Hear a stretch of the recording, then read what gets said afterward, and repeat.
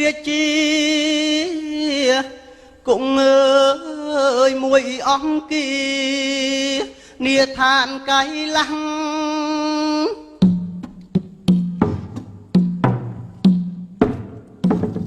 ព្រះអើយឯអង្គសែនសោយសោកកាល័យដោយដឹងថាម្ចាស់ថ្លៃត្រូវភៀងព្រះកាយ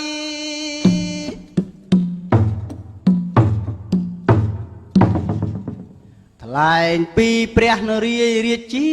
គង់មួយអង្គានាឋានកៃឡាំងព្រះអង្គម្ចាស់ដឹងច្បាស់ថាអាកាំងកមាសូមានចង្អុលដៃទឹកគិតបែបនេះបោកបញ្ឆោតអាកាំងកមាសូមិនបានទេព្រះអង្គគង់យូរបន្តិចក៏ប្រែកលាជានីឧមាបតីតែត្រូវជាប្រពន្ធរបស់ព្រះឥសូរដើម្បីបោកបញ្ឆោតអាកាំងកមាសូឲ្យបានដូចចិត្តចិន្តា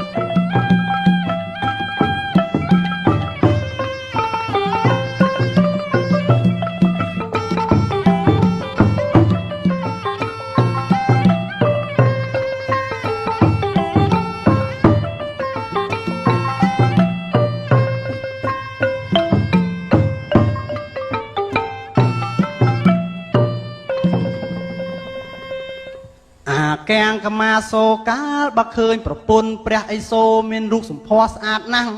គិតច្បាស់ថានឹងចូលទៅលួមលោមសុំសេចក្តីស្នេហាឲ្យបានដូចចិត្តចិន្តា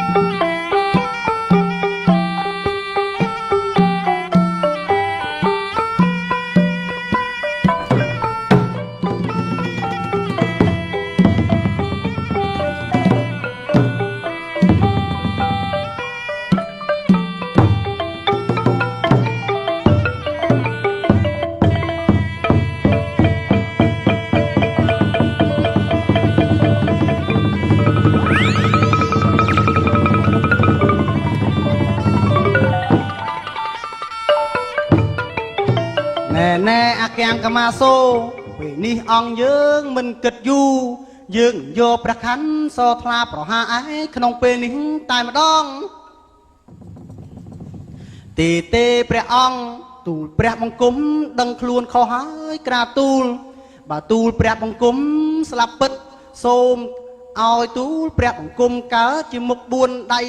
8ដោយព្រះអង្គដែរក្រាបទូលទេអាកាំងកមាសូយើងនឹងឲ្យឯងទៅជាមុខ10ដៃ20កុំមកស្រដីចង់បានដូចយើងឲ្យសោះណាថ្លែងពីព្រះនរាយរាមាកាលបដឹងថាអាកាំងកមាសូប្រាថ្នានេះចង់ផ្ចាញ់ទ្រង់